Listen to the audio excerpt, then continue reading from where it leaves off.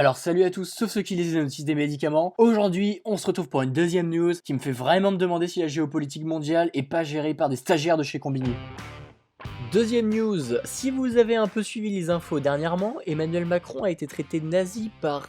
Mais qu'est-ce que c'est que cette chose ? Bref, comme je disais, il s'est fait traiter de nazi par Shahrin Mazari, ministre pakistanaise des droits de l'homme. Pas besoin de rajouter quelque chose à cette phrase pour la rendre drôle, la blague est déjà faite. Qui a donc traité, comme je l'ai dit, notre cher et suprême leader de nazi. Une performance qui a été enregistrée dans le livre des records comme le point Godwin le plus rapide de l'histoire. Alors, loin de moi l'envie de défendre notre président, qui pour seule réponse a dit que ses propos étaient choquants et injurieux. Probablement sa manière de lui dire « Écoute cocotte, si tu m'emmerdes encore, j'envoie des gilets jaunes bloquer vos ronds-points ». Mais la France, d'après moi, elle est pas en mesure d'instaurer un régime totalitaire. Si déjà ils arrivaient à installer une imprimante dans les locaux de l'Elysée, BFM en ferait déjà sûrement une émission spéciale.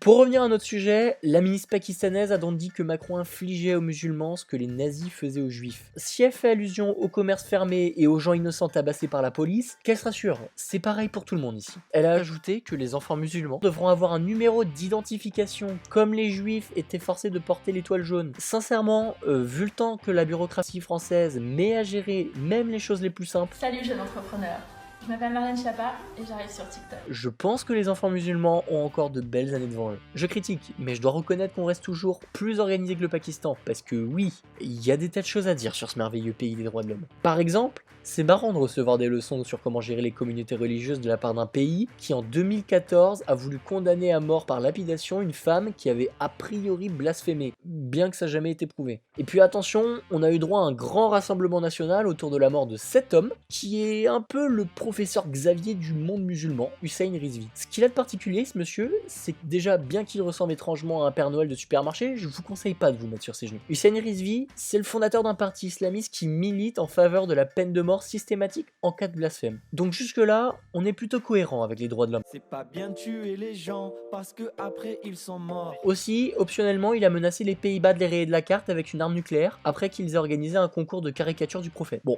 après, sincèrement, je comprends le choix des Pays-Bas. J'aurais fait pareil. C'est vrai que c'est plus simple d'attaquer un pays réputé pour ses moulins à vent et ses putes que d'aller se mettre sur la gueule avec 2 milliards de Chinois qui enferment les musulmans juste à côté. Et puis, pour finir, parce que c'est pas suffisant, le mec a sa propre chaîne YouTube qui comptabilise 67 millions de vues. Sauf que Monsieur Rizvi, son truc, c'est pas de faire des tutos sur comment limiter ses white privilege ou faire des podcasts. Non, lui, il a tout simplement appelé en vidéo le gouvernement pakistanais à faire le djihad nucléaire à la France. Voilà, juste ça.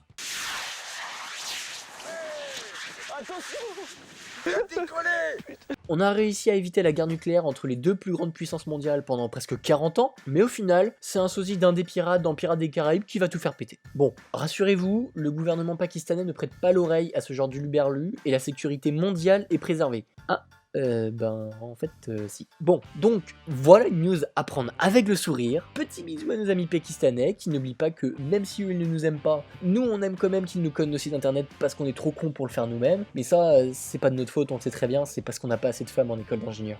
C'était tout pour aujourd'hui. Si vous avez aimé Monstres et compagnie, n'hésitez pas à liker et vous abonner. On se retrouve très vite, j'en suis sûr. Heureusement, on est proche du jour où on va enfin pouvoir se barrer de cette planète.